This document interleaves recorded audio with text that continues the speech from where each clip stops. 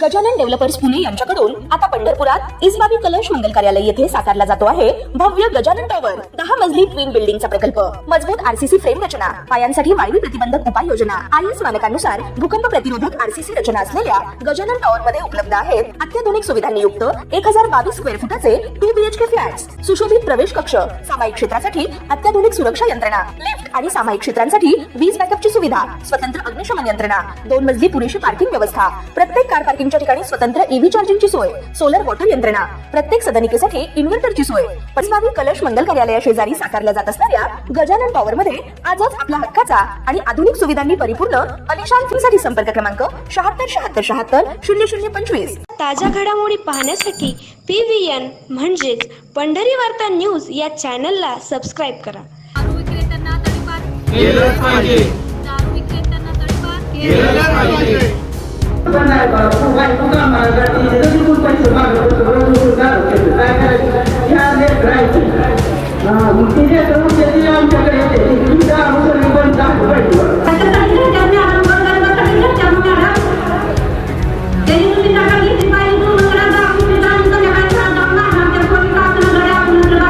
त्यांना पैसे मिळते, हप्ते येते, जाते, सरळ टॅक्स आहे, कोण बंद करणार आहे? आपणच टाकलं पाहिजे। आपल्या शेतीचं उत्पन्न करणं आपल्याच हातात आहे। दुसरा कोणतरी शेजारी गावचा येईल आपल्याला सुद्धा सोडून द्या। एवढीच अपेक्षा आहे। इतके सरपंच म्हणून गेले गावात, पण त्यावेळी सध्या मी सरपंच करणार बघितलं नाही तर नमस्कार, आता आपण आहोत पंढरपूर तालुक्यातील तुंगत या गावामध्ये। तुंगत हे गाव पंढरपूर तालुक्यातील एक मोठं गाव म्हणून ओळखलं जातं। आज भारतीय स्वातंत्र्याचा 80वा स्वातंत्र्य दिन साजरा होत असताना या गावाने एक खंत मांडलेली होती की आमच्या भागातील अवैध धंदे, ज्याच्यामध्ये दारू आहे त्याचबरोबर इतरही अनेक अवैध धंदे आहेत, ते बंद व्हावेत। आणि यासाठी या ग्रामपंचायतीच्या सरपंच डॉक्टर सौ अमृता रणदिवे, उपसरपंच प्रकाश रणदिवे यांच्यासह ग्रामपंचायत सदस्यांनी 10 दिवसापूर्वी आमरण उपोषणाचा इशारा दिला होता।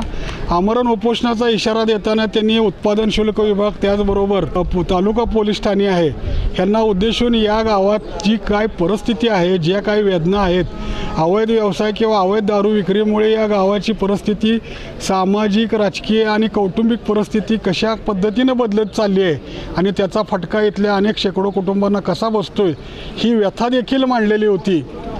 उपोषणाचा इशारा देऊन देखील त्याची फारशी गंभीरतेने दखल न घेतल्यामुळे आज आपण पाहतो या ग्रामपंचायतीच्या ठिकाणी यांनी आमरण उपोषणाचा हत्यार उचललेला आहे।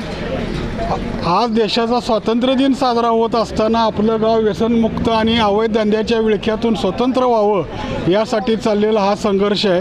आणि या मागे नक्की काय भूमिका आहे, प्रशासनाकडे निवेदने देऊन 15 ऑगस्टची डेडलाईन देऊन देखील कशी दखल घेतली गेली नाही हे त्यांच्याकडून आपण आता जाणून घेणार आहोत। गाव व्यसनमुक्त व्हावं, गाव ह्या व्यसनाच्या विळख्यातून स्वतंत्र व्हावं यासाठी उपोषण करतोय, काय सांगा?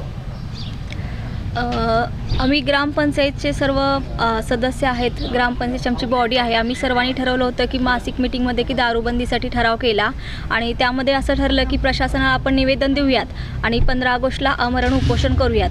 आम्ही राज्य उत्पादन शुल्क आहे, पोलीस अधीक्षक आहेत, उपविभागीय अधिकारी आहेत, जिल्हा अधिकारी आहेत, सर्वांना निवेदन दिलं होतं की 15 ऑगस्टला आम्ही आमरण उपोषण करणार आहोत जर आपण आमच्या गावातील दारूबंदी केली नाही तर। त्यामध्ये आपण 3 मुद्दे घेतले होते। सर्वप्रथम की जे दारू विक्रेते आहेत त्यांच्यावरती तुम्ही गुन्हे दाखल करा आणि त्यांना तडीपार करा। त्यासोबतच जिथे दारू विक्री होते ती जागा ज्यांची आहे, जे उपलब्ध करून देतात त्यांच्यावरती सुद्धा गुन्हा दाखल करावा आणि आमच्या गावातील दारूबंदी कायमची मुक्त करावी। तर आम्ही प्रशासनाला निवेदन देऊसुद्धा प्रशासनाने दखलसुद्धा घेतलेली नाही। आम्हाला चौकशीसाठी किंवा काही त्यांनी कुठेही कारवाई केलेल्या नाही आहेत। एक कारवाई केली तर आमच्या असं निदर्शनास आलं की गावभर त्याची चर्चा आहे की त्यांनी आरोपी पकडून नेला जो दारू विक्रेता होता, परंतु मूळ मालक नसून दुसरा कोणीतरी होता त्यांचा कामगार आणि तोही त्यांनी पैसे घेऊन सोडून दिला। म्हणजे प्रशासन फक्त हप्ते खाते आणि त्या हप्त्यामुळे ही दारूबंदी करत नाही आहे। तर आम्ही मागेही प्रशासनाला म्हणलं होतं की तुम्हाला जर हप्ते मिळत असेल तर हप्ते आम्ही स्वतः देतो, पण आमच्या गावातली दारूबंदी करा। तरीही प्रशासनाला जाग येत नाही आहे। तर त्यासाठी आम्ही हा आमरण उपोषण करतोय सध्या। लोकनियुक्त इथं सरपंचासह ग्रामपंचायत सदस्य उपोषणाला बसणार होते. आज प्रत्यक्षात बसले आहेत. लोकप्रतिनिधींनी काय दखल घेतली का? तुम्हाला संपर्क वगैरे कोणी केला का? लोकप्रतिनिधी म्हटलं तर फक्त आमदार साहेबांनी तेवढं सांगितलं की वरती प्रशासनालाही त्यांनी ऑर्डर दिल्या होत्या की तुम्ही इथे दारूबंदी करा आणि तिथे काही ॲक्शन घ्यायची ती घ्या, परंतु कुठेही त्याचा आम्हाला दिसत नाही. कारण खुलेआम सध्यासुद्धा इथे दारू विक्री होती. या ठिकाणी आता अनेक माता भगिनींनी वेदना मांडल्या की दारूमुळं त्यांच्या कुटुंबाला कशी झळ पोचली. आणि या ज्या वेदना आहेत आता स्थानिक प्रशासन तर दखल घेताना दिसून येत नाही. वर कुठपर्यंत पाठपुरावा करणार आहात? आता बघितलं तर मी वारंवार 2023 पासून निवेदन देतोय. कारण महिला सरपंच असल्यामुळे महिला बऱ्याच माझ्याकडे घरीसुद्धा येतात. रात्री 10, 11 वाजता सुद्धा महिला येतात की अगदी नवऱ्याने दारू पिऊन मारलेलं असतं, रक्त डोक्यातून वाहत असतं, लहान मुलं सोबत आणलेली असतात. आणि त्या अवस्था जेव्हा आपण बघतो तेव्हा आपल्याला सुद्धा कुठेतरी वाटतं की आपण सुद्धा काहीतरी केलं पाहिजे. आणि मी पेशाने डॉक्टर असल्यामुळे मलाही वाटतं की आपल्या गावातील लोकांचं आरोग्य आहे ते सुद्धा चांगलं राहिलं पाहिजे. आज जर बघितलं तुम्ही तर आमच्या गावामध्ये जी दारू विक्री होते तर त्यातली बरीच म्हणण्यापेक्षा 100% दारू ही डुप्लिकेट आहे. आणि त्याच्यामुळे केमिकल दारूमुळे जे दारू पित आहेत लोक त्यांच्या शरीरावर सुद्धा विपरीत परिणाम होतो आणि बरेच लोक हे मृत्युमुखी पडत आहेत. तर त्याचाही कुठेतरी प्रशासनाने दखल घ्यावी, याचा आम्ही विचार करून गांभीर्याने विचार करावा यासाठी आपण हे निवेदन दिलं होतं. परंतु त्याच्यावर कोणतीही ॲक्शन त्यांनी घेतली नाही आहे. त्यासोबतच आपले माननीय मुख्यमंत्री देवेंद्रजी फडणवीस आहेत किंवा उपमुख्यमंत्री सुनेत्राताई पवार आहेत, एकनाथजी शिंदे यांनासुद्धा मी मेलद्वारे कळवलेलं आहे की आम्ही असं निवेदन दिलेलं आहे. त्याच्यावरती आणखीन तरी रिप्लाय नाही आलेला. बघू काय येतो रिप्लाय. मांडली होती की आम्ही पोलीस प्रशासनाकडे किंवा उत्पादन शुल्क विभागाकडे तक्रार केली की ते संबंधित दारू विक्रेत्याशी संपर्क करतात, त्यांना आधीच माहिती देतात कारवाईची. अशा पद्धतीने या ठिकाणी बोगस कारवाया होत्यात असा आरोपही आता सरपंच मॅडमने देखील केलेला आहे. काय भूमिका एवढं म्हणजे कसं काय अदखलपात्र कसं काय ठरलं? मॅडमनी जे आरोप केले ते आरोप नसून ते वास्तव आहे. कारण काय होतं, आम्ही प्रशासन वारंवार निवेदन देऊन मागणी केली, एक्साईजवाल्यांकडे केली, पोलीस स्टेशनला गेली. पोलीस स्टेशनचं तर स्पष्ट मत येतं की आमच्या हद्दीत अवैध धंदे चालत नाहीत आणि एक्साईजवाले म्हणतात आमच्या वरद हस्ताशिवाय ते धंदे करू शकत नाहीत. त्यामुळे एवढ्यावर आमच्यावर विश्वास ठेवा, आम्ही ह्यांची पूर्ण बंद करतो. एकीकडं सांगतात आमच्या वरद हस्ताशिवाय चालत नाही आणि एकीकडं म्हणतात आम्हाला वेळ द्या. काय ही दुटप्पी भूमिका घेतात आणि गावातल्या त्यांना सांगितलं की बाबा इथं धंदे चालतात, आम्हालाच म्हणतात कुठं चालतंय दाखवा. आणि जरी त्यात तुम्ही सरपंच मॅडम असतील, मी असेल, एकदा अवैध धंद्यावर दाढी टाकायला गेलो, परंतु योगायोग असा की ते पोलीस कर्मचारी दाढी टाकायला आल्यानंतर अख्खे दारूची दुकाने बंद असतात. ह्यांची मिलीभगत आहे का ह्यांना अगोदर सांगलं जातं का योगायोग आहे ते आम्हाला काय कळलं नाही. फक्त एकच दुकान गावतं कुठलं तरी. त्यामुळं पोलीस प्रशासनाला आम्ही वारंवार सांगतोय किंवा तुम्ही कारवाई करा.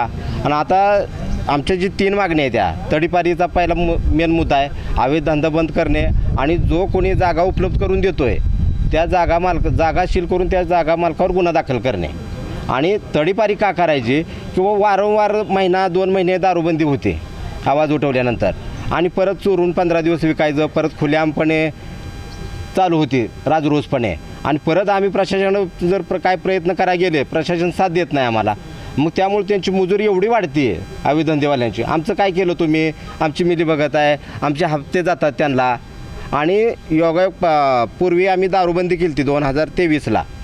तर महिला सरपंच आहेत, महिला सरपंचाच्या घरी येऊन एका अवैध धंदे करणाऱ्या व्यक्तीनं घरी येऊन त्यांना दमदाटी केली, तरी पोलीस प्रशासनाने याची दखल घेतली नाही, काय नाही.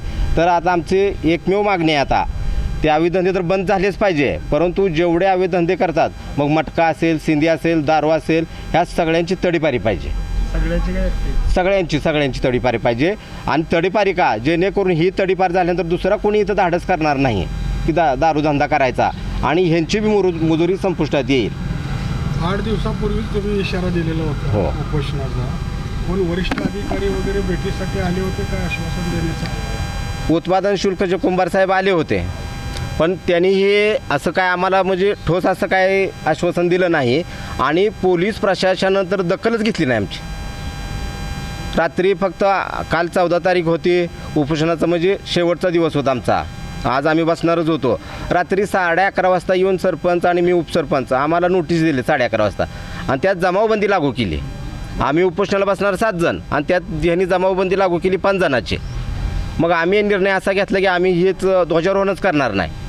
मग नंतर त्यांनी परत आम्हाला सांगितलं की बाबा आम्ही काय तसं काय जमाबंदी वगैरे लागू करत नाही, तुम्ही ध्वजारोहण करा आणि जेवढी लोक येते तेवढे बसा, जेवढी लोक येते तेवढे बसा. आता उपोषणाचा अस्त्र तर उगारलेला आहे, दखल तर प्रशासकीय स्थानिक अधिकारी घेत नाही. पुढं काय भूमिका?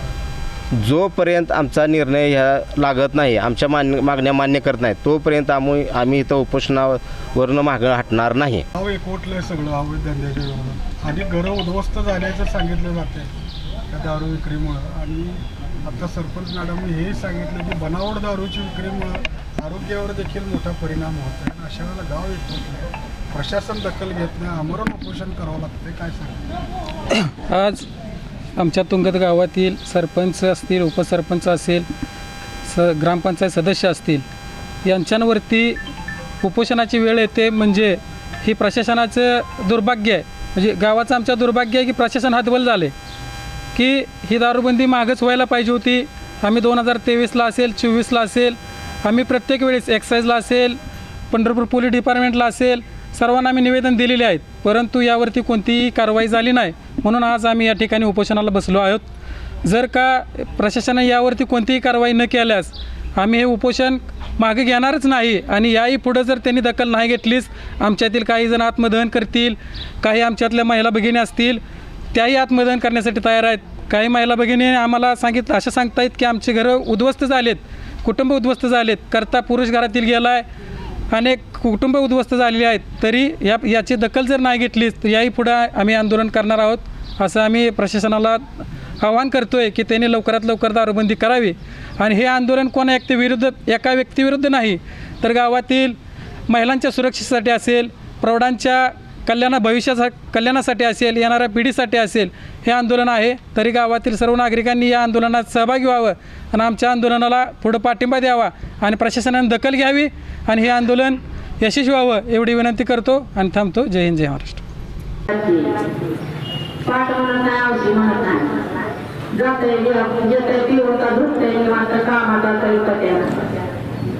नाही तर द्या पैसे मला कुठलं पैसे आम्हाला तर चालायलाही नाही.